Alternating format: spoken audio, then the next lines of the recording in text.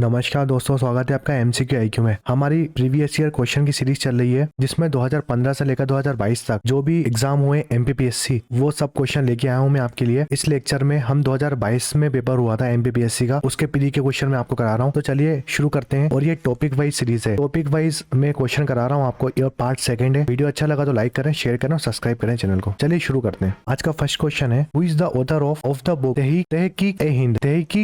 पुस्तक के लेखक कौन है? तो इसका करेक्ट आंसर है ऑप्शन थर्ड, अल बरूनी। अल बरूनी लिखी है तहकीक-ए-हिंद, ठीक है। और ये पर्शियन ट्रेवलर थे अल बरूनी, याद रखिए पर्शियन ट्रेवलर थे अल बरूनी। और ये किसकी कोर्ट में आए थे? ये इंडिया आए थे 1100 सेंचुरी में, 11th सेंचुरी में इंडिया आए थे मोहम्मद गजनवी की कोर्ट में, ठीक है। याद रखना मोहम्मद गजनवी की कोर्ट में ये इंडिया आए थे। इब्न बतूता से भी क्वेश्चन बहुत आता है। और अब इब्न बतूता जो है वो कौन सी कंट्री के ट्रेवलर थे? ये कहाँ से आए थे? ये मोरक्को से आए थे, ठीक है। मोरक्को से आए थे इंडिया। इन्होंने कौन सी बुक लिखी थी? रहला। बहुत इंपॉर्टेंट क्वेश्चन है। रहला बुक है इनका नाम, इनकी बुक का नाम ये आती है एग्जाम में। जो इब्न बतूता थे वो कौन से राजा के कोर्ट में आए थे? कौन से राजा के टाइम में आए थे इब्न बतूता? तो मोहम्मद बिन तुगलक के टाइम में इब्न बतूता आए थे मोरक्को से और इन्होंने बुक लिखी थी रहला। जो अल बरूनी है, अल बरूनी ने किताब उल हिंद, जिसको तहकीक-ए-हिंद भी बोलते हैं, ये दोनों बुक का नाम एक ही है। और ये अरबी लैंग्वेज में लिखी थी इन्होंने बुक तो अरबी लैंग्वेज में लिखी थी, मगर ये पर्शियन ट्रेवलर थे। फिर आमिर खुसरो, बहुत ज्यादा इंपॉर्टेंट क्वेश्चन है। आमिर खुसरो पर्शियन लैंग्वेज के पोएट थे और इन्होंने 7 राजाओं के टाइम में रूल कराए, 7 सुल्तान के टाइम में रूल कराए आमिर खुसरो ने। बलबन से लेकर ग्यासुद्दीन तुगलक तक ये रहे थे। याद रखना क्वेश्चन बहुत आता है। आमिर खुसरो कौन से राजाओं के टाइम तक रहे थे? तो बलबन से लेकर ग्यासुद्दीन तुगलक तक इन्होंने रूल करा था, ठीक है। इनकी कोर्ट में रूल करा था, या इनकी कोर्ट में आमिर खुसरो थे। और ये फर्स्ट मुस्लिम पोएट थे जिसको हिंदी वर्ड यूज करने के लिए आजादी थी। ये भी इंपोर्टेंट क्वेश्चन है। और ये डिसाइपल किसके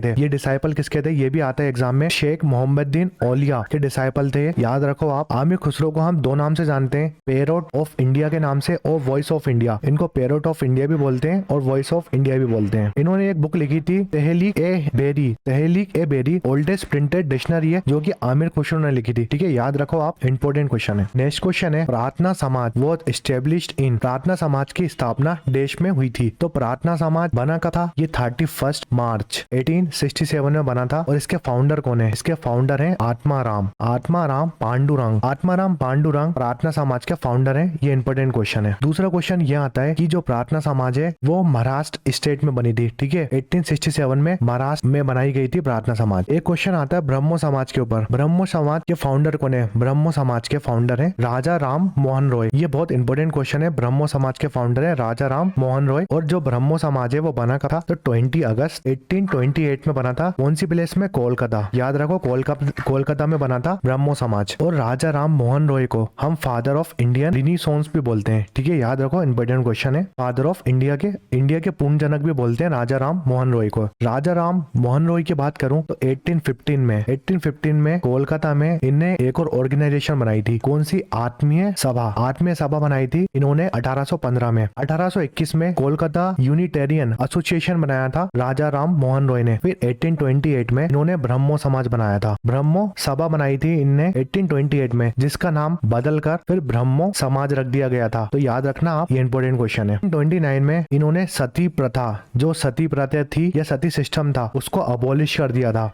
दिया था सती प्रथा को। याद रखो, इंपॉर्टेंट क्वेश्चन है। और विडो रीमैरिज को भी इन्होंने अबॉलिश करा था, बंद करा था इंडिया में। बहुत इंपॉर्टेंट क्वेश्चन है। देखिए 1866 में जो ब्रह्मो समाज था जो राजा राम मोहन रॉय ने बनाया था वो 1866 में 2 पार्ट में डिवाइड हो गया था। एक ब्रह्मो समाज ऑफ इंडिया, दूसरा था आदि ब्रह्मो समाज। ब्रह्मो समाज ऑफ इंडिया से क्वेश्चन आ चुका है और आदि ब्रह्मो समाज से भी पिछली बार पीएससी ने क्वेश्चन पूछा था। तो आदि ब्रह्मो समाज को लीड कौन कर रहा था? देवेंद्र नाथ टैगोर। बहुत इंपॉर्टेंट क्वेश्चन है। और ब्रह्मो समाज ऑफ इंडिया को लीड कर रहे थे केशव चंद्र सेन। बहुत ज्यादा इंपॉर्टेंट क्वेश्चन है। 1861 में इंडियन मिरर एक मैगजीन आई थी केशव चंद्र सेन की। याद रखो आप, इंडियन मिरर इनकी मैगजीन थी। दूसरा, इन्होंने एस्टेब्लिश करा था संगत सभा को। संगत सभा के फाउंडर कौन है? तो वो भी केशव चंद्र सेन है और इंडियन मिरर भी इन्हीं की है। दोनों क्वेश्चन इंपॉर्टेंट है। देखिए राजा राम मोहन रॉय ने 1825 में एस्टेब्लिश करा था वेदांता कॉलेज कहाँ बनाया था इनने? कोलकाता में बनाया था। और इनकी 3 जर्नल बहुत इंपॉर्टेंट है। कौन सी 3 जर्नल लिखी थी इनने? एक मिरातुल अकबर जो पर्शियन लैंग्वेज में लिखी थी। संवत कोमदी ये बहुत आती है और मिरातुल अकबर भी बहुत आती है। संवत कोमदी 1821 में लिखी थी। ब्राह्मणिकल मैगजीन ये भी 1821 में लिखी थी, मगर ये दोनों संस्कृत में थी। संवत कौमुदी और ब्राह्मणिकल मैगजीन ये दोनों संस्कृत में थी। मिराल उल अकबर पर्शियन लैंग्वेज में थी। राम मोहन रॉय के ये तीनों जनरल थे। बहुत इंपॉर्टेंट क्वेश्चन है। जितने भी क्वेश्चन बन सकते हैं ब्रह्मो समाज को लेकर और राजा राम मोहन रॉय के ऊपर, वो सब मैंने आपको डिस्कस कर दिए हैं। नेक्स्ट क्वेश्चन है, how many Alvars and Nayanars are there in according to traditional. परंपरा के अनुसार अलवर और नया नार कितने हैं? इसका करेक्ट आंसर है 12 अलवर हैं और 63 नया नार्स हैं। देखिए क्वेश्चन ये आता है, जो अलवर होते हैं ना वो किसकी भक्ति करते हैं? वो विष्णु भगवान की भक्ति करते हैं। नया नार्स होते हैं वो भक्ति करते हैं शिव भगवान की। तो याद रखो, आप अलवर से याद कैसे रखोगे? अलवर में वी आता है तो विष्णु भगवान की पूजा करते हैं, नया नार्स शिव भगवान की पूजा करते हैं, दोनों याद रखना। और अलवर और नया नार्स ने प्रोटेक्ट करा था कास्ट सिस्टम को, ये भी याद रखो। ये क्वेश्चन भी आता है, ये क्वेश्चन एग्जाम्स के लिए हुई क्वेश्चन पढ़ा रहा हूँ मैं आपको। नेक्स्ट क्वेश्चन है, who was the chief leader of Santhal revolt. Santhal विद्रोह का प्रमुख नेता कौन था? इसका करेक्ट आंसर है ऑप्शन है सिद्धो। संथल विद्रोह की बात करूं या रिवोल्ट की बात करूं मैं, तो किस टाइम हुआ था ये लॉर्ड डलहौजी थे उस टाइम हुआ था ये। कहां पर? राजमहल हिल्स जो कि झारखंड में। और इसके लीडर थे सिंधु माझी। सिंधु माझी जो थे वो संथल रिवोल्ट के लीडर थे। 1855 से लेकर 56 के बीच में हुआ था। उस टाइम लॉर्ड डलहौजी थे लॉर्ड गवर्नर जनरल। उस टाइम जमींदार सिस्टम चल रहा था, जमींदारी सिस्टम चल रहा था। याद रखना है आपको, Jharkhand side West Bengal side zamindari system था, उसको प्रोटेक्ट कर रहे थे संथल कम्युनिटी के पीपल। दो ब्रदर्स थे संथल ब्रदर्स, सिंधु और कन्हू मुर्मू नाम के। उन्होंने 10,000 संथल ट्राइब्स के साथ या संथल कम्युनिटी के साथ ब्रिटिश के अगेंस्ट प्रोटेस्ट करा था। याद रखो आप, ब्रिटिश के अगेंस्ट प्रोटेस्ट करा था। जो संथल कम्युनिटी है ना वो लार्जेस्ट ट्राइबल ग्रुप है इंडिया का। कौन सी स्टेट में? झारखंड, वेस्ट बंगाल और उड़ीसा में ये संथल ट्राइबल ग्रुप मिलते हैं मेनली। तो संथल रिबेलियन, संथल विद्रोह का लीडर कौन कौन थे? सिंधु, कान्हू, चांद और भैरव, ये संथल कम्युनिटी के लीडर थे। ठीक है, विद्रोह के लीडर थे। 1855 में हुआ था डलहौजी के टाइम पे। मैंने आपको यूनिट फर्स्ट और यूनिट सेकंड के क्वेश्चन करा दिए हैं। अब मैं आपको थर्ड यूनिट के क्वेश्चन कराऊंगा एमपी ज्योग्राफी के।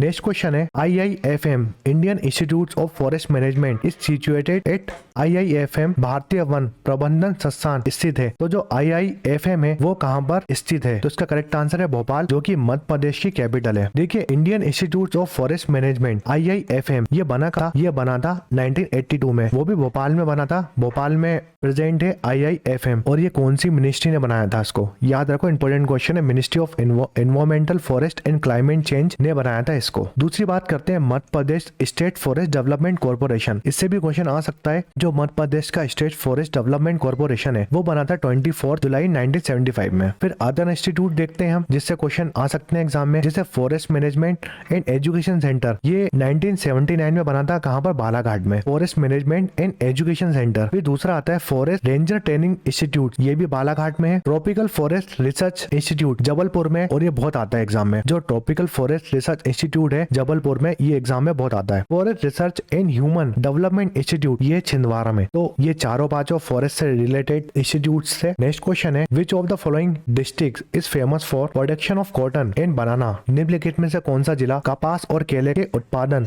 के लिए प्रसिद्ध है? तो दोनों का पूछा है। कॉटन और बनाना कहां पर मिलता है? बुरहानपुर डिस्ट्रिक्ट। बुरहानपुर डिस्ट्रिक्ट ये है नीचे, जो कि महाराष्ट्र से बॉर्डर शेयर करती है। ठीक है, बुरहानपुर डिस्ट्रिक्ट बिल्कुल महाराष्ट्र से बॉर्डर शेयर करती है। और कौन से डिस्ट्रिक्ट की शेयर करती है? खंडवा, खारगोन और खंडवा डिस्ट्रिक्ट से टच होती है बुरहानपुर बॉर्डर, और महाराष्ट्र डिस्ट्रिक्ट से टच होती है बुरहानपुर बॉर्डर। अभी मैं बताऊं मध्य प्रदेश में कितने डिस्ट्रिक्ट है? तो मध्य प्रदेश में 55 डिस्ट्रिक्ट हो चुकी है। इसके बाद वाला जो लेक्चर आएगा उसमें मैं बताऊंगा मध्य प्रदेश की जो 3 नई डिस्ट्रिक्ट बनी है ना वो कौन कौन सी है। देखिए 75% तक जो कॉटन प्रोडक्शन होता है ना एमपी में, निवाड़ रीजन में होता है। और निवाड़ रीजन है ना उसको व्हाइट गोल्ड रीजन भी बोलते हैं मध्य प्रदेश का। बहुत इंपॉर्टेंट क्वेश्चन है। मेजर कॉटन प्रोडक्शन डिस्ट्रिक्ट कौन कौन सी है? खारगोन, धार, खंडवा, बरवानी और बुरहानपुर, इन सबको मिलाकर हम निवाड़ रीजन बोलते हैं। ठीक है, और वैरायटी पूछेगा कॉटन की तो H8, JKH1 और JKH3 ये वैरायटी होती है कॉटन की। फिर कुछ इंस्टीट्यूट देखते हैं कॉटन से रिलेटेड, जैसे central institute of cotton research, ये नागपुर में है, नागपुर महाराष्ट्र में आता है। फिर एमपी का पूछेगा तो एमपी कॉटन रिसर्च इंस्टीट्यूट कहां पर है? खारगोन में। और ऑर्गेनिक कॉटन पूछेगा, अगर ऑर्गेनिक कॉटन पूछेगा, ऑर्गेनिक कॉटन रिसर्च सेंटर ये खंडवा में है। तो याद रखना दोनों डिस्ट्रिक्ट अलग है। और एमपी का पूछेगा तो खारगोन, और ऑर्गेनिक कॉटन पूछेगा तो खंडवा। कॉटन टेक्सटाइल इंडस्ट्री की बात करते हैं तो एमपी 3rd पोजीशन में आता है कॉटन प्रोडक्शन में। ठीक है, लार्जेस्ट कॉटन टेक्सटाइल कहां पर है? एमपी की बात करें तो लार्जेस्ट कॉटन टेक्सटाइल कहां पर है? वो इंदौर में है। और अगर कॉटन टेक्सटाइल मिल्स भी पूछेगा तो वो भी इंदौर में है। इंदौर को हम central of cotton textile industry बोलते हैं, याद रखो, आ सकता है एग्जाम में क्वेश्चन। और इंदौर को हम कमर्शियल कैपिटल ऑफ मध्य प्रदेश और मिनी मुंबई भी बोलते हैं इंदौर को। फर्स्ट कॉटन टेक्सटाइल मिल कहां खुली थी? ये बहुत इंपॉर्टेंट क्वेश्चन है। ये 1907 में बुरहानपुर में खुली थी। लार्जेस्ट कॉटन मिल पूछेगा तो इंदौर में है। मैनचेस्टर ऑफ एमपी इंदौर को बोलते हैं, और एमपी सिल्क निगम 1984 में खुला था। तो ये क्वेश्चन छोटे छोटे है ना, आ जाते हैं एग्जाम में, जैसे बुरहानपुर वाला कॉटन का क्वेश्चन आ गया। नेक्स्ट क्वेश्चन है which of the following district have large manganese reserve, निम्नलिखित में से किस जिले में मैग्नीज के बड़े भंडार हैं। ये बहुत इंपॉर्टेंट क्वेश्चन है। इसका करेक्ट आंसर है बालाघाट। बालाघाट में सबसे ज्यादा मैग्नीज के रिजर्व है। बालाघाट कहाँ पड़ता है? ये बालाघाट है। बालाघाट दो स्टेट से बॉर्डर शेयर करता है, एक छत्तीसगढ़ से, दूसरा महाराष्ट्र से। अगर मैं डिस्ट्रिक्ट की बात करूं तो मंडला डिस्ट्रिक्ट और सिवनी डिस्ट्रिक्ट टच होती है बालाघाट से। महाराष्ट्र बॉर्डर और छत्तीसगढ़ बॉर्डर में पड़ता है बालाघाट। सिवनी और मंडला से बॉर्डर शेयर करता है। देखते हैं सम सिटीज इंडिया की जो मिनरल प्रोडक्शन के लिए फेमस है। यूरेनियम सिटी बोलते हैं शहडोल को, लाइम सिटी कटनी को बोलते हैं, कॉपर सिटी बालाघाट और मैग्नीज सिटी बालाघाट। तो कॉपर और मैग्नीज दोनों बालाघाट में मिलता है। डायमंड सिटी हम बोलते हैं पन्ना को। पूरे इंडिया में सिर्फ एमपी में ही डायमंड मिलता है, वो भी पन्ना में। मार्बल सिटी हम बोलते हैं जबलपुर को। अगर मिनरल प्रोडक्शन में रैंकिंग पूछूं मैं एमपी की, तो कॉपर में एमपी की रैंक फर्स्ट है इंडिया में। डायमंड में डोलोमाइट, मैग्नीज, सिलेट और ओचर, ये कुछ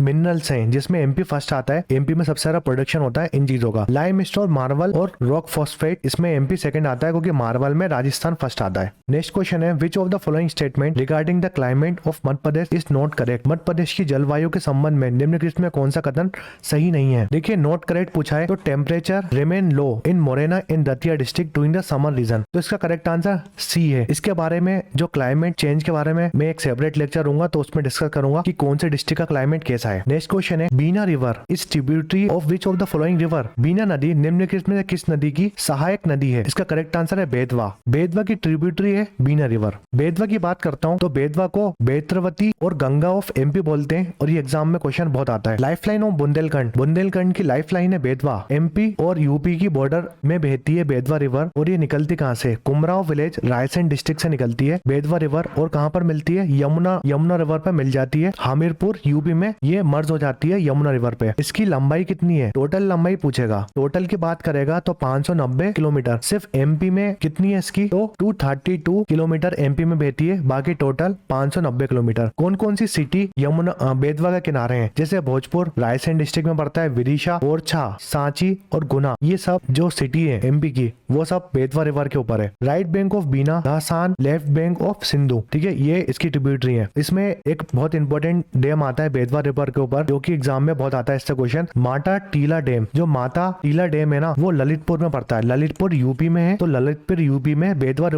रिवर के ऊपर माता टीला डैम है। ये बहुत इंपॉर्टेंट क्वेश्चन है। राजघाट डैम और महारानी लक्ष्मीबाई डैम, ये भी ललितपुर अशोकनगर के पास ये डैम है। ये भी बहुत इंपॉर्टेंट डैम है, बहुत इंपॉर्टेंट डैम है। हलाली और सम्राट अशोक, हलाली डैम बोलते हैं और सम्राट अशोक डैम बोलते हैं, ये रायसेन और विदिशा के पास पड़ता है। ये कुछ इंपॉर्टेंट डैम है, याद रखो, आते हैं एग्जाम में। Next question, which of the following district receive highest rainfall during the rainy season. निम्नलिखित में किस जिले में वर्षा ऋतु के दौरान अधिक वर्षा होती है? तो मंडला डिस्ट्रिक्ट में, ऑप्शन के हिसाब से मंडला डिस्ट्रिक्ट आएगा। वरना बालाघाट डिस्ट्रिक्ट में 138 सेंटीमीटर की रेनफॉल रिकॉर्ड करी थी। उसके बाद मंडला आता है। मंडला डिस्ट्रिक्ट में 135 सेंटीमीटर की वर्षा रिकॉर्ड करी थी। उसके बाद रीवा डिस्ट्रिक्ट आती है, 116 सेंटीमीटर की रेनफॉल यहाँ पर होती है। तो अगर रेनफॉल की बात करूँ तो सबसे ज्यादा बालाघाट, फिर मंडला, फिर रीवा। ऑप्शन के हिसाब से मंडला आएगा, इसका करेक्ट आंसर है मंडला। ये पार्ट सेकंड था प्रीवियस ईयर क्वेश्चन का। अगर वीडियो पसंद आए तो लाइक करें, शेयर करें और सब्सक्राइब करें हमारे चैनल MCQ IQ को। टेलीग्राम चैनल ज्वाइन कर लीजिए, इसकी PDF में वहीं अपलोड करूंगा। हम इंस्टाग्राम में भी आ चुके हैं। इंस्टाग्राम में जो मैं शॉर्ट्स पढ़ाता हूँ वो इंस्टाग्राम में भी अपलोड होते हैं। और अगर आपने अभी तक लूसेंट जीके वाले शॉर्ट्स जो मैं आपको पढ़ाता हूँ वो नहीं देखे तो जरूर देखिए, क्योंकि बहुत इंपॉर्टेंट सीरीज है, बहुत सारे क्वेश्चन उससे भी आपको मिलेंगे जो एग्जाम में आ चुके हैं। तो चलिए, वीडियो पसंद आया तो लाइक करें, शेयर करें, सब्सक्राइब करें MCQ IQ को।